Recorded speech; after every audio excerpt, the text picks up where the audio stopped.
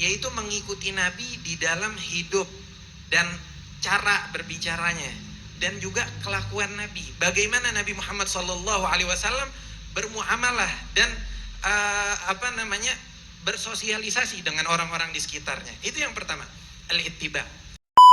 Dahulu tuh ulama-ulama hadis, Al-Imam Al-Bukhari kalau udah mau menulis hadis, sebelum menulis hadis ia ambil wudu, ambil imamahnya, ambil pakaian yang bagus, terus ia sholat 2 rakaat, terus dia tulis 1 hadis.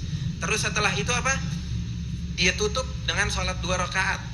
Begitu caranya dia menulis hadis. Saking apa? Saking ta'zim kepada kata-kata yang pernah diucapkan oleh Rasulullah SAW.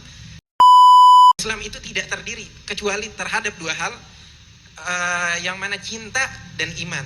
Apabila kita melihat seorang mukmin ngelihat rambut Nabi Muhammad SAW, terus ia nggak mencium rambut tersebut yang dinamakan tabaruk, bagaimana bisa kita bilang bahwasanya ini orang Muslim kalau dia nggak cinta terhadap rambut tersebut? Rambut yang mana rambut ini rambut Nabi Muhammad SAW.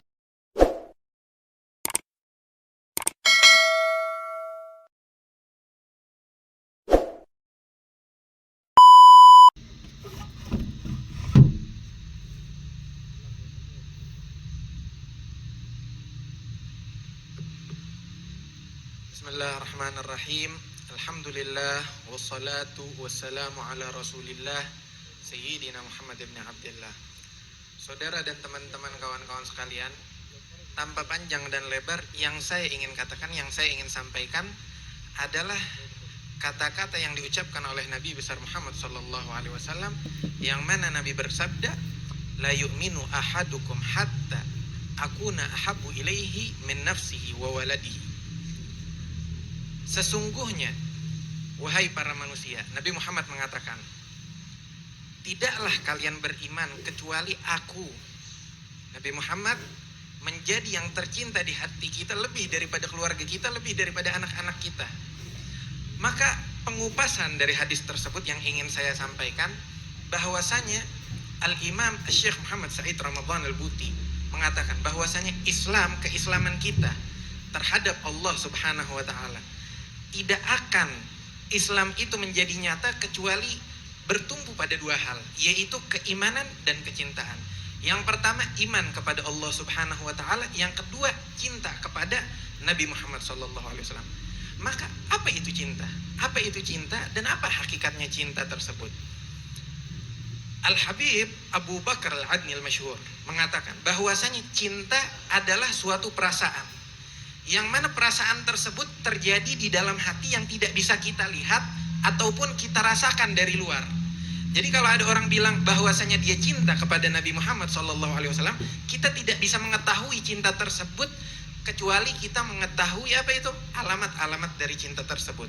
Alamat ini lebih cocok kalau dikatakan di dalam bahasa Indonesia sebagai reaksi.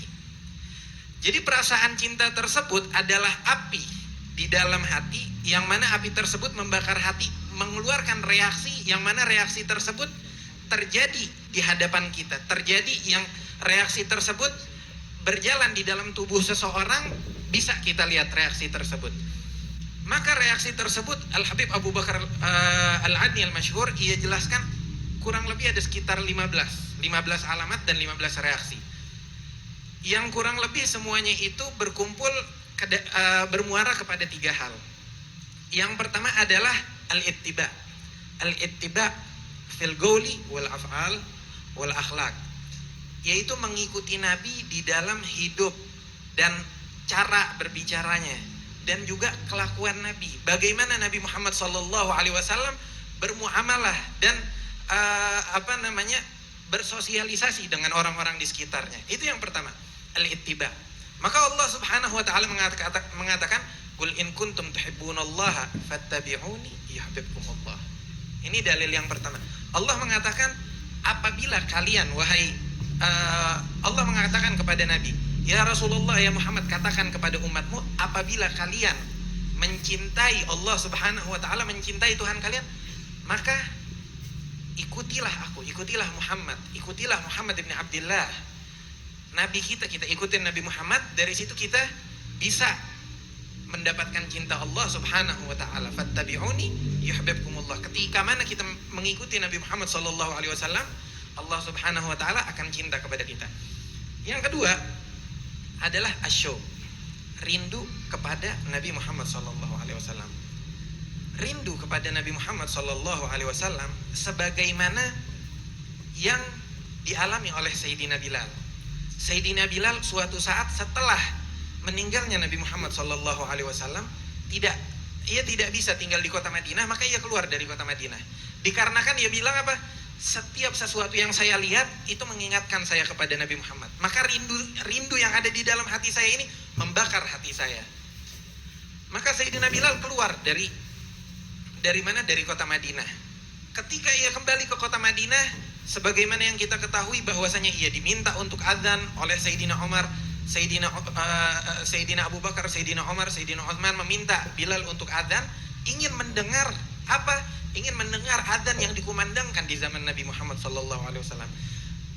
Maka sungguh kita mengetahui bahwasanya reaksi-reaksi tersebut, reaksi-reaksi cinta tersebut selalu ada dari zaman Nabi, dari zaman kehidupan Nabi hingga zaman wafatnya Nabi, hingga zaman sekarang masih ada. Maka Sayyidina Bilal adzan hingga ia ingin mengucapkan asyhadu an la ilaha illallah, ia mengucapkan asyhadu an la ilaha illallah. Ketika ia ingin mengucapkan asyhadu anna Muhammadar Rasulullah, ia nggak bisa, ia jatuh pingsan. Dikarenakan apa? Nggak kuat, hatinya sudah terbakar oleh cinta, rindu yang begitu dalam, ia jatuh. Yang ketiga adalah kecintaan terhadap sesuatu, kullu ma yata'allaq bil mahbub fahuwa mahbubun ladih. Cinta terhadap segala sesuatu yang berkaitan dengan yang dicintainya. Ia melihat anaknya, keturunannya, ia melihat pewarisnya, para ulama, ia melihat ilmu atau hadis atau al-gol atau hadis yang kita pelajari ini. Dahulu tuh ulama-ulama hadis, Al-Imam Al-Bukhari kalau udah mau menulis hadis, sebelum menulis hadis ia ambil wudu, ambil imamahnya, ambil pakaian yang bagus, terus ia sholat 2 rakaat, terus dia tulis satu hadis. Terus setelah itu apa? Dia tutup dengan sholat 2 rakaat. Begitu caranya dia menulis hadis. Saking apa? Saking ta'zim kepada kata-kata yang pernah diucapkan oleh Rasulullah sallallahu alaihi wasallam. Dan enggak mendorong, enggak membangkitkan dia untuk melakukan hal ini kecuali cintanya kepada Nabi Muhammad sallallahu alaihi wasallam. Maka yang ketiga ini, setiap sesuatu yang berkaitan dengan Nabi Muhammad sallallahu alaihi wasallam dicintai. Itu adalah reaksi yang ketiga, salah satu alamat yang ketiga. Maka yang kita lihat dari segala bentuk kejadian-kejadian di zaman kita sekarang, yang mana sebagian dari teman-teman kita mengatakan hal ini sebagai bid'ah, atau lebih jauh daripada bid'ah, mereka mengatakan syirik. Bid'ah sama syirik adalah suatu hal yang berbeda. Bid'ah berkaitan dengan ahkam, haram halal, haram wajib, haram sunnah, makruh, itu berkaitan dengan bid'ah. Tapi syirik itu adalah sesuatu yang sangat berbahaya, dan ini tidak ada kaitannya sama bid'ah. Syirik adalah ketika kita menyembah sesuatu selain Allah Subhanahu wa taala, itu dinamakan syirik. Maka sungguh sebagaimana kita sering mendengar kalam salah satu omongan dari suatu ulama yang ia mengatakan bahwasanya seandainya saya menjadikan orang-orang kafir, 1000 orang kafir, saya nisbatkan keislaman kepadanya, hadza aslam, ini lebih baik daripada saya mengkafirkan satu orang muslim. Dikarenakan apa? Ketika kita mengecam atau menyatakan kekafiran seorang muslim, itu Nabi Muhammad mengatakan, ketika kita mengatakan atau memberikan statement bahwasanya fulan ini kafir, kalau seandainya dia tidak kafir atau tidak musyrik, wal'iyadzubillah, itu kalimat balik kepada kita sendiri, dan menjadi efeknya itu balik kepada kita sendiri. Maka kita yang dicap kekafirannya atau kemusyrikannya. Itu ada di hadis Nabi. Maka dari itu, saudara sekalian, yang kita lihat di zaman ini, banyak orang yang mengatakan bahwasanya maulid, haul, atau tabarruk wa tawassul. 4 hal ini mereka katakan bid'ah. Apakah mereka tidak memahami bentuk kecintaan kepada Nabi Muhammad SAW? Syekh Muhammad Said Ramadan Al-Buti sampai terbingung-bingung dengan hal ini.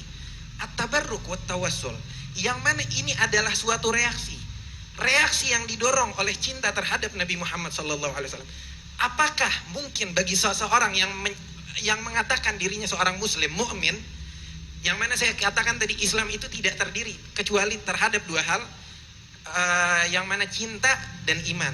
Apabila kita melihat seorang mukmin ngelihat rambut Nabi Muhammad SAW, terus ia nggak mencium rambut tersebut yang dinamakan tabaruk, bagaimana bisa kita bilang bahwasanya ini orang muslim kalau dia nggak cinta terhadap rambut tersebut? Rambut yang mana rambut ini rambut Nabi Muhammad SAW. Ini yang dinamakan tabaruk. Apakah kalian pernah mendengar bahwasanya Urwah, salah satu orang musyrikin di zaman yang sudah menjadi sahabat, salah satu sahabat di tahun ke-7 Hijriah itu terjadi Sulhul Hudaybiyah. Saat itu Urwah diutus oleh Bani Quraisy untuk datang kepada kelompok Nabi Muhammad SAW. Maka datang Urwah. Balik-balik apa yang dikatakan Urwah?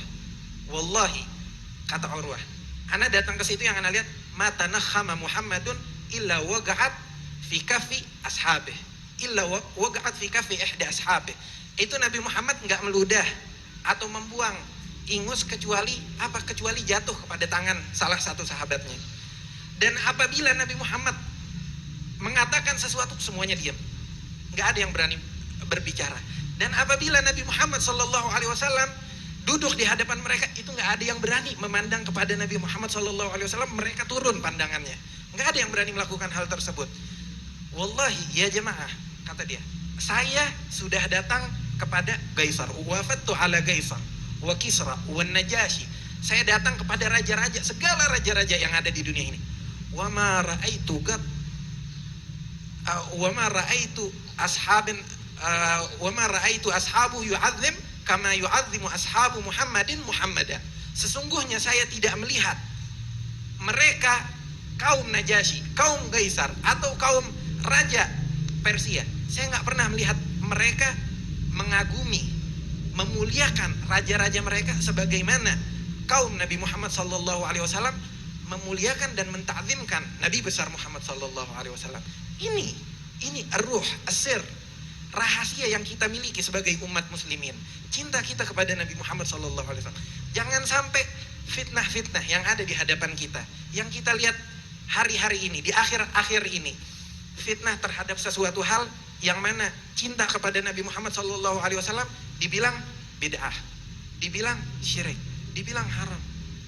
Saudara sekalian, nasihat yang ingin saya sampaikan adalah ini rahasia yang diwariskan turun-temurun dari leluhur kita hingga hari ini. Jangan sampai kita kehilangan rahasia ini yang mana menjadi jati diri kita sebagai bangsa Indonesia. Ul afu minkum. Wassalamualaikum warahmatullahi wabarakatuh.